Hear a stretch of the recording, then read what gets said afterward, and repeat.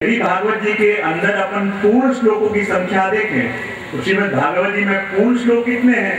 16,195। कितने? जिनके पास कागज पेन और टोटल करना, मैं सुना है कोटा के लोगों का गणित बहुत अच्छा होता है।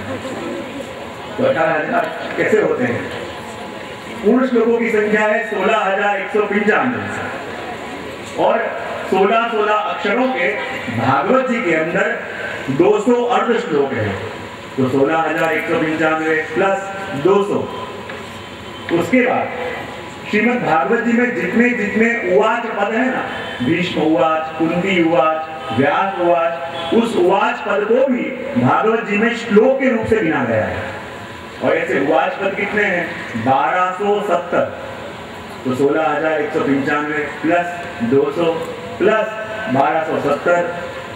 उसके बाद हर एक अध्याय के अंत में जो पंक्ति आती है ना, श्रीमद्भागवत महापुराणे पारमहंसाम संहितायाम अमुक स्कंधे अमुक अध्याय, ये 335 अध्यायों के अंत में ये जो पंक्ति आती है उसको भी श्रीमद् भागवत में श्लोक के रूप से गिना गया है। तो 335 अध्यायों के अंत में आई पंक्ति को इसमें गिनेंगे तो 16,195 प्लस 200 प्लस 1270 और प्लस 335 सबका टोटल कितना हुआ? 18,000। तो अपन कहते हैं भागवत जी में 18,000 श्लोक हैं, पर उन 18,000 श्लोकों की भी ये निश्चित गणना है। और व्यास जी के जितने भी 18 पुराण हैं, उन 18 पुराणों में श्लोकों की गणना का यही प्रकार चलता है, यही क्रम चलता है। और भागवत जी का प्रारंभ भी जब व्यास जी करते हैं तो कहां से करते हैं? जन्माद्यस्य यतः, ब्रह्मसूत्र के सूत्र से श्रीमद् भागवत जी का प्रारंभ किया। जैसे वेद का बीज गायत्री है, उसी प्रकार इस श्लोक को भी श्री महाप्रभु जी पौराणिक गायत्री कहते हैं।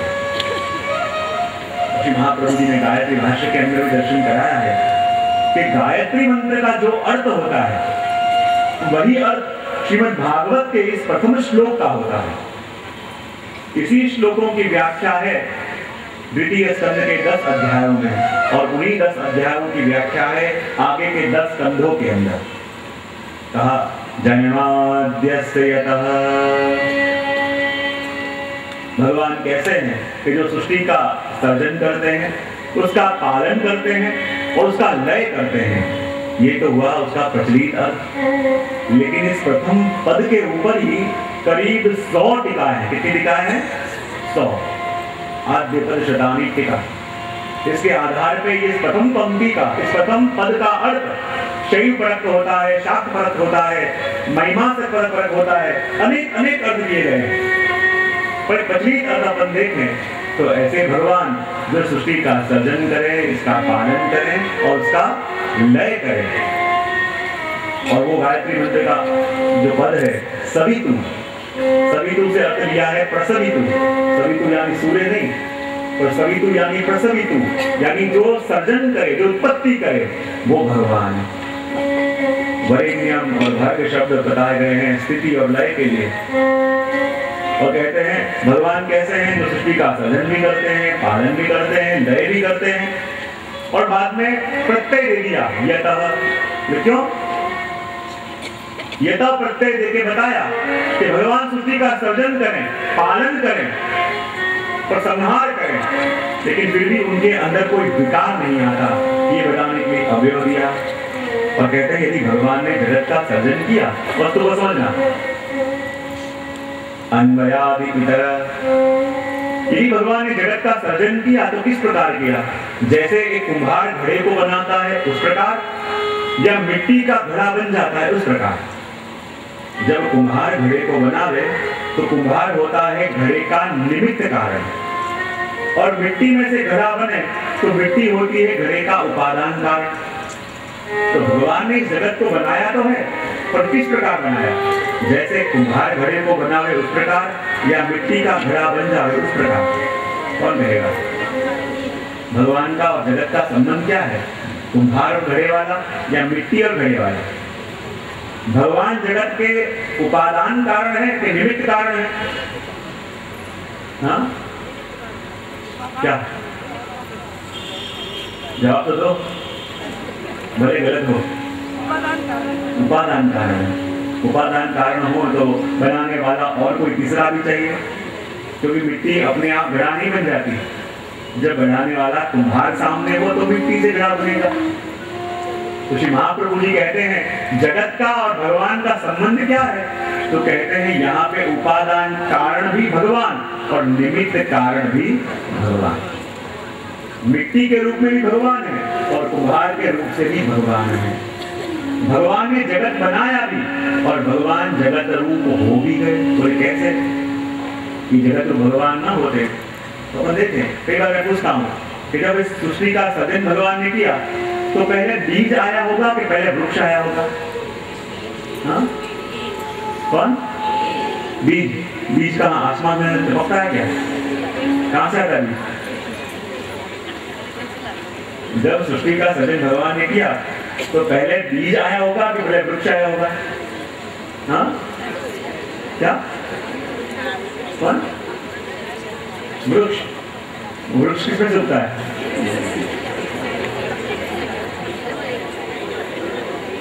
पहले क्या आया होगा? बीज या वृक्ष? हाँ, बीज। बीज कहाँ से आता है? कोई फैक्ट्री में बनता है क्या? कहाँ से आता है बीज? यदि आप ढूंढना चाहेंगे तो कोई छोर पा नहीं पाएंगे। आप कहेंगे बीज, तो बीज किसमें से आता है? बोले वृक्ष में से। बोले पहले वृक्ष आया होगा। बोले वृक्ष कहाँ से उगता है? बोले बीज में से। तो बोले बीज आया होगा। तो बोले बीज कहाँ से आएगा? बोले वृक्ष में से। वृक्ष आया होगा। वृक्ष कहाँ से आएगा? बोले बीज में से। यदि आप उसका खाक पाना चाहेंगे तो पा नहीं पाएंगे और अंत में आपको मानना ही पड़ेगा कि जब जगत का सृजन भगवान ने किया तो भगवान ही बीज बने और भगवान ही वृक्ष बने, भगवान ही स्त्री बने और भगवान ही पुरुष बने।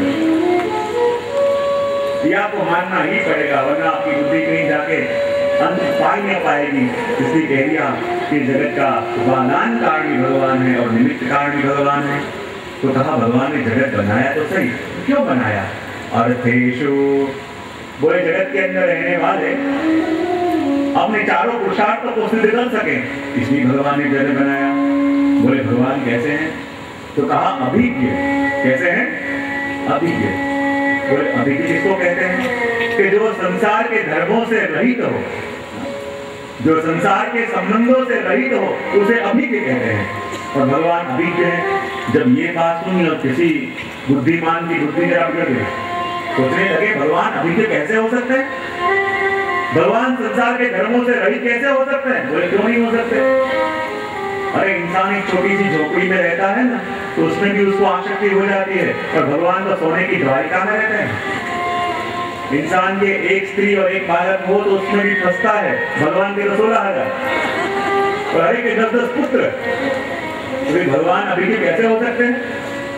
तो कहा कि भगवान चाहे लौकिक धर्म निभाते हुए दिखे, और भगवान कहते हैं कि जब मनुष्य के रूप से मैं अवतार धारण करता हूँ तो एक साधारण मनुष्य धारण कर सके, उससे अनेक गुणे धर्म अधिक धारण करता हूँ। और फिर कहता हूँ देख तेरे एक झोपड़ी है तो उसमें भी फंस गया, मेरे पास सोने की द्वारिका है, लेकिन उसको भी मैं जल में डुबो सकता हूँ और मुझे शोक नहीं होता। तेरे एक स्त्री बालक है तो उसमें भी फंसा, मेरे 16,000 है, 10-10 बालक हैं, लेकिन फिर भी मैं उनसे अलिप्त हूँ। चाहे महापुरुष चाहे भगवान लौकिक धर्म निभाते हुए दिखे, लेकिन वो उनसे अलिप्त होते हैं। कहते एक बार द्वारिका के अंदर दुर्वासा मुनि आए, सामने के तट पर और सभी पटरानी को लगा कि दुर्वासा मुनि आए हैं, तो हमारी बड़ी इच्छा है कि घर से सुंदर सुंदर सामग्री बना के ले जाएं। और दुर्वासा मुनि को पूछा हुआ तो ठीक है। और जैसे ही सभी रानियों ने सुंदर सुंदर सामग्री बनाई और जैसे गोमती जी के तट पे पहुंचे, क्या देखा? वहां भयंकर बाढ़ आ गई, और इतनी बाढ़ आ गई कि पार करके जा न सके, नौका तैर न सके। तो सामने जाएंगे कैसे? दर्शन कैसे होंगे? आए द्वारिकाधीश के पास, कहने प्रभु हम तो दुर्वासा मुनि को ये सामग्री अरोगाना चाहते हैं, तो इतनी बाढ़ आ गई है कि सामने जा नहीं पाएंगे, कोई उपाय है प्रभु? प्रभु ने कहा एक उपाय है। बोले क्या? तुम जाके मम्मी से कहना यदि हमारे पति नित्य ब्रह्मचारी हो तो हमको मार दे दो। तो पटरानियों को हंसी आ गई कि 16,000 पटरानियां हैं, 10-10 बालक हैं, और हमारे पति कह रहे हैं कि जाके वहां कहो कि हमारे पति नित्य ब्रह्मचारी हो तो हमको मार दे दो। तो रानियों को हंसी आ गई, तो हंसी आई, और वहां गुंदी के आगे कहा कि हमारे ऐसे पति के जिनकी 16,000 रानियां हैं, हमारे ऐसे पति के जिनके 10-10 बालक हरे रानी से हैं, वो यदि नित्य ब्रह्मचारी हो तो हमको मार दे दो। और जहाँ ये विनती करी तो वही नदी ने मार दे दिया। बड़ा आश्चर्य हुआ, लौकिक में फंसे हुए दिखे कि फिर भी मेरे प्रभु लिखते हैं। सामने के तट पे गई और दुर्वासा मुनि को, जो रानियां अपने घर से सुंदर सुंदर सामग्री लेके आई थी, सारी सामग्रियां अरोग आई, और दुर्वासा मुनि ने वो 16,000 रानियों की हर एक की सामग्री अरोग ली, सारी सामग्री अरोग ली। अब फिर से जाना था रानियों को सामने पास, बोले पहले तो हम कहते हैं हमारे पति ब्रह्मचारी ने मार दे दो, मार मिल गया, अब वापिस कैसे जाएंगे?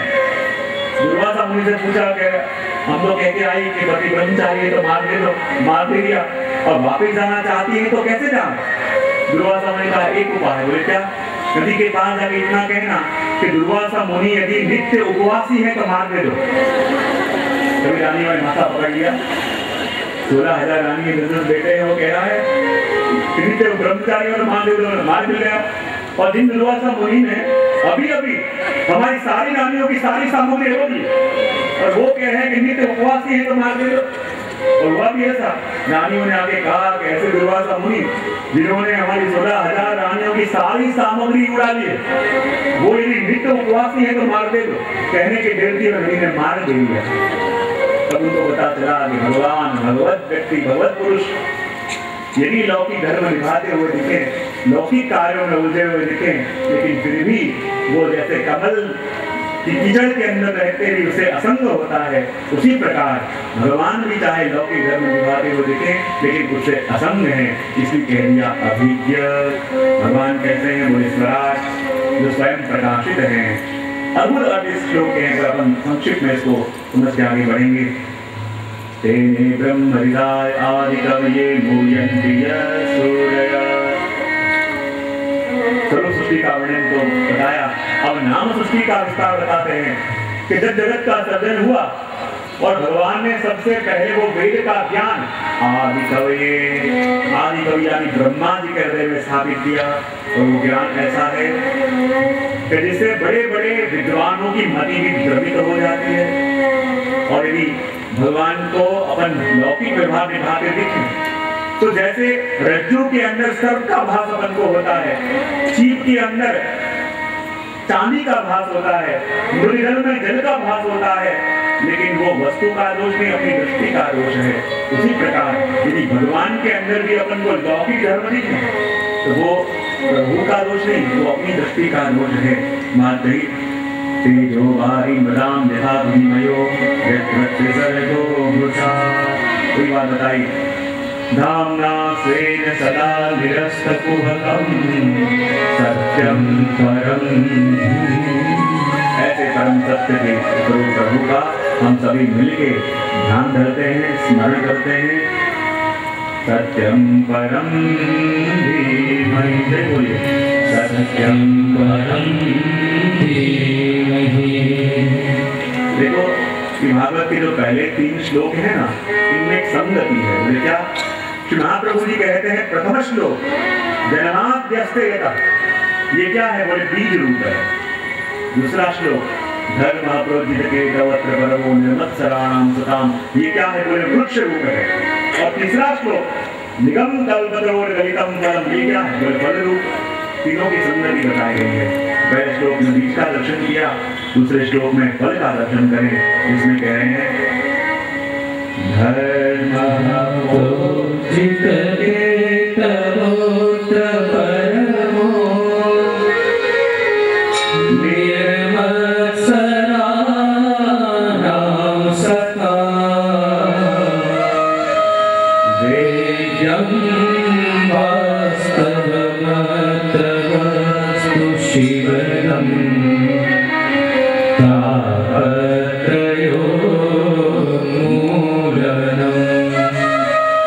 Shri